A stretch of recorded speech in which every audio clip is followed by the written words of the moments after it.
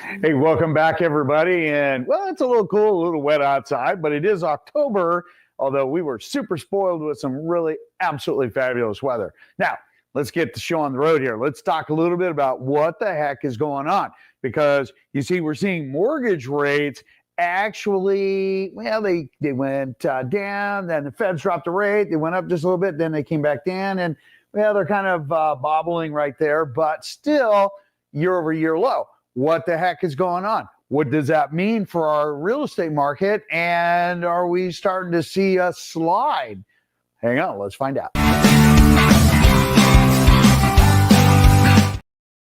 All right, so when we talk about our market, we're talking about the Puget Sound region. We are not talking about what's going on in other areas, because this is where you are buying your home or selling your home, and this is the only place that it does matter. So we're going to keep hyper-focused here locally. Now, we're going to talk about residential only. We're not including condos, because I think that skews most of the residential numbers. Condos are a different report. Same thing with multifamily or vacant land. If you want those, just let us know. We'll send those off to you. Now, here's the thing. Refi demand ebbs gradually as rates remain range-bound, meaning that what we're seeing are rates that they're still year over year. We're actually down 0.02, which is super awesome. From last week, we're down 0.02 from where we were at last week, but it does go up and down every single week. Now, what does that mean when we talk about the refis? And if we head over to our next picture here, when we talk about the refis, you can see the spike there. And when rates come down, we spike up on activity. Now, the chart on the right-hand side, which we highlighted purchase, you can see also that we have been heading in an upward trend, where we were quite a bit lower in 2024. But yet we're not talking about earth-shattering numbers here. Now, here's the funny thing. When we talk about some of the comments, right, mortgage rates on fixed-rate loans changed very little last week. Refinance application activity generally declined because, well, rates have been bobbling.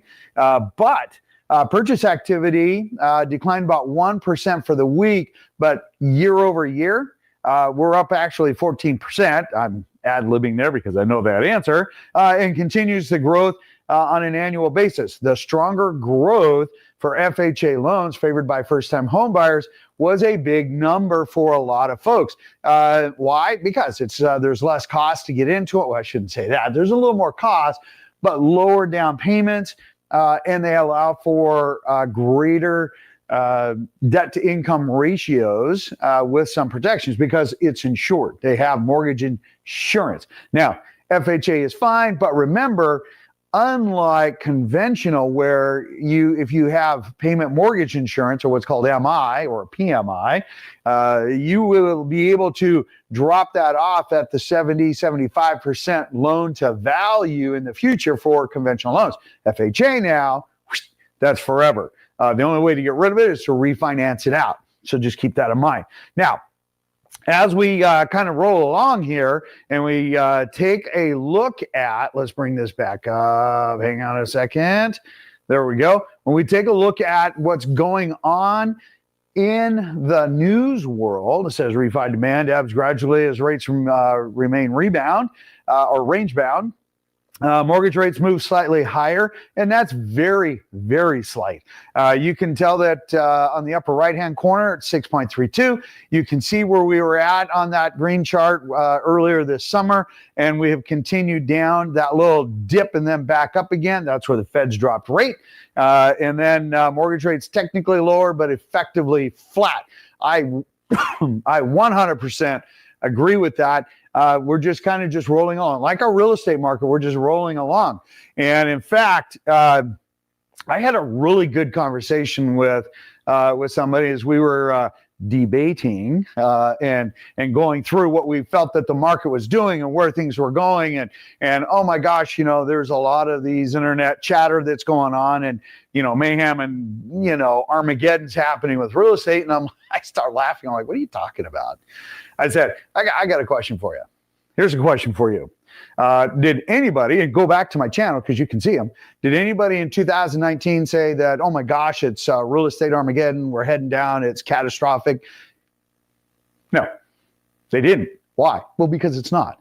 And in fact, 2019 was still better than some of the other prior years because we were coming down off of, well, some of the craziness that happened in 2008, 9, and 10. And then, of course, we started drawing down inventory.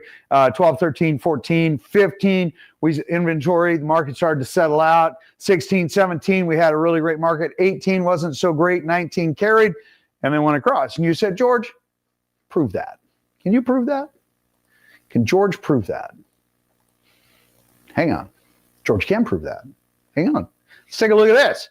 So we did a chart from 2019 to 2025. When you take a look at the light green, well, that is that's available inventory. Oh, look at that, 2019. I'll be darned. And then, of course, the dark green, well, that's the solds, okay? Look at that. Seems pretty straightforward. Now, granted, between 2020, when you see the COVID shutdown there, through 2022, and you can see the spike in inventory, that's when the mortgage rates went crazy. And that also started the beginning of our recovery for our inventory levels because they were horrifically low. Okay, and now we're getting back to normal rates, inventory. So when we take a look at that, hey, that's super important because we are moving right along. 2024, last year, some people say, oh my gosh, George, how are we doing compared to last year? We're almost identical. The only thing that has changed is that we've got slightly better rates than where we were at last year, and that pent-up buyer demand is starting to filter back in again. We're going to see that here in just a little bit. And so when we take a look at even the Fed rate, and the Fed rate's super important because that also talks about what buyers are going to do. The lower the rate, the higher probability a buyer is going to want to step in. And we are seeing that. And you can see that we're at 6.3% there. You see that little V dip there on the right-hand side. That's where the Feds actually dropped their rate. Ours bobbled up, but not like it did on the far left-hand side. That's where they dropped it a half a point last year. And of course, you see that just went crazy upward. But we have been on a downward trajectory, which is really good. So when we talk about the real Northwest MLS, what's going on in our market metrics, super important. All right, so as we take a look at just what's going on with the average days on market, we're seeing more time on market. That's not uncommon because when we take a look at the new listings, we have 910 that came on market. We had 1,041 went off market. Okay, so we had more than 100 home differential just in that 1 week. Now, again, like last week, we have a large number of homes that absolutely reduced their price. We have 904 of them versus 910 that came on market. So that clearly is showing that some sellers were a little too aggressive on price, A. B, we are seeing our seasonal slowdown, and you're going to see some numbers where our average pricing is still heading in an upward trend. But we're more kind of flat, slightly 1% elevated on that treadmill, but we're definitely not on a downward trend. Yes, we've definitely seen that pendulum swing from the seller side back to the center, maybe just a hint to the buyers, but not by much. And we can see here, we're taking off more homes as far as pended than we're bringing on. And that is a big deal, okay? So as we take a look and we continue down the path of, hey, what's going on each and every week? Remember, subscribe, smash, do us a solid. Let us know what you think. Feel free to ask your questions because at the end of the day, well, that's what matters. So let's continue our Northwest MLS. So here we go. We talk about what's going on in the market. What are we doing? And let's blow these numbers up for you. Okay, so if we look at the bottom, that's month over month for October. And of course, these are up to the 10th. And as you can see, we've had 109 homes that came on market, or I should say less homes that came on market for the month of October so far. We're down 110 homes. Funny how those two numbers pretty much match. But we do have 74 more homes that absolutely went pended. And so we have a slight increase, but it's not overcoming the lack of homes coming on and what is actually closed. When we take a look at the upper chart, that's a year to date. So we're still up just shy of 1%. And then, of course, our pendeds are up 1%. And you might be saying, okay, George, you're going through all of this, and that's all fine and dandy. But what the heck does that mean? Super simple.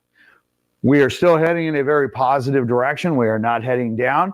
And in fact, when if we take a look at our pricing here, let me get myself out of the way. There we go.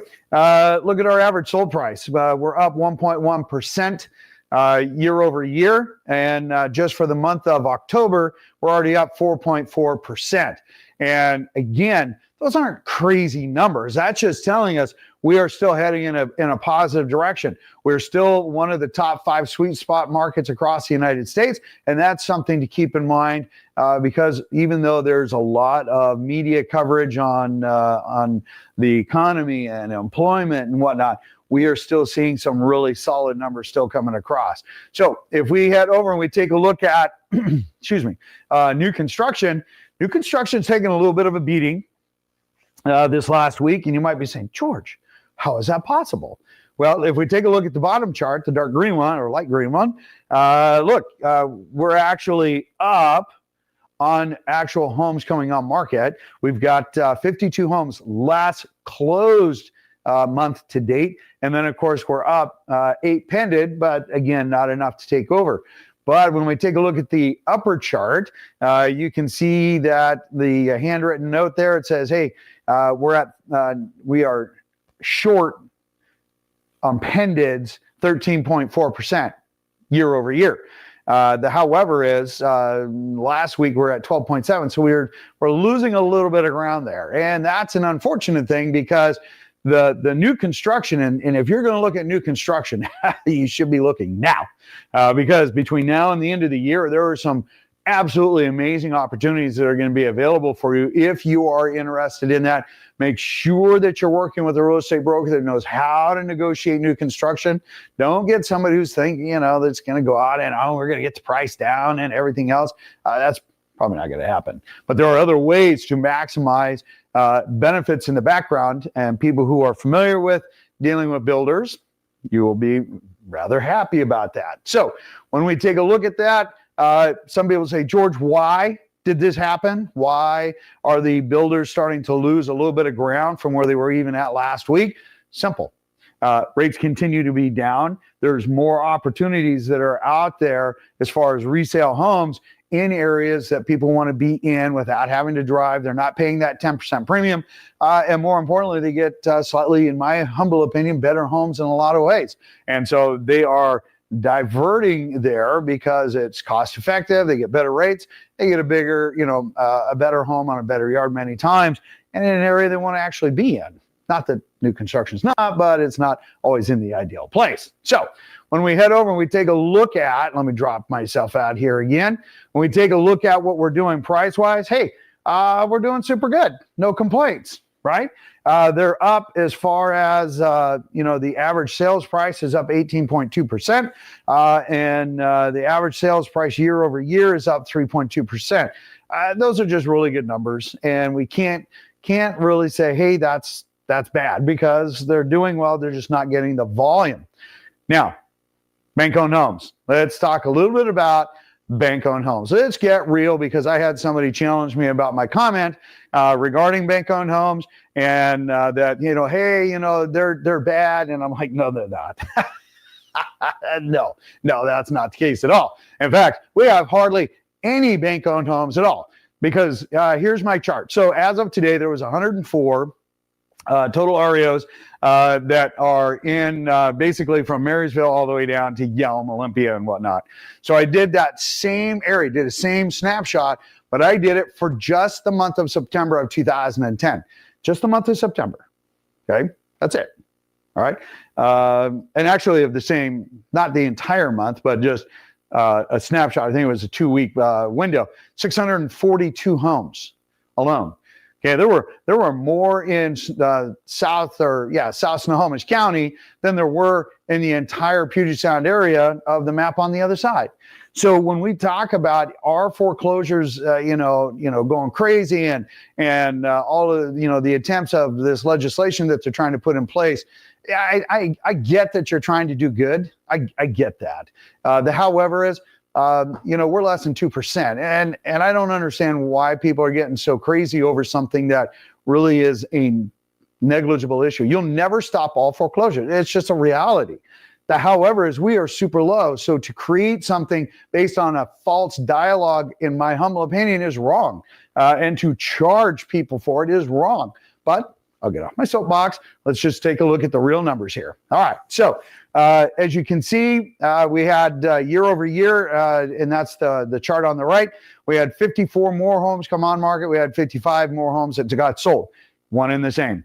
We're actually down for number of homes available today versus where we were at last year. Inventory for the center chart there for everything that we're looking at. Hey, we're down 26%. That's just 5 homes. That's a small amount, right? Same number of solds, and we have a few more pended that happen. What does that mean? Foreclosures are not a great deal. They never have been for the last few years, since 2020. So I guess that's 5 years. So banks do paint, carpet, and vinyl. They get it on the market. They get full market value. Why? Because our inventory is still recovering. We still have a lot of room to go. Our market is still doing well. If you have questions, put them down below. Tell us what you think, and feel free to ask questions. There's no strings attached. Smash that subscribe button. Do us a solid. Give us a big thumbs up. Let us know so other people can enjoy this. There's no marketing. I just hope you guys enjoy it. In the meantime, have an absolutely beautiful weekend, and I will talk to you later.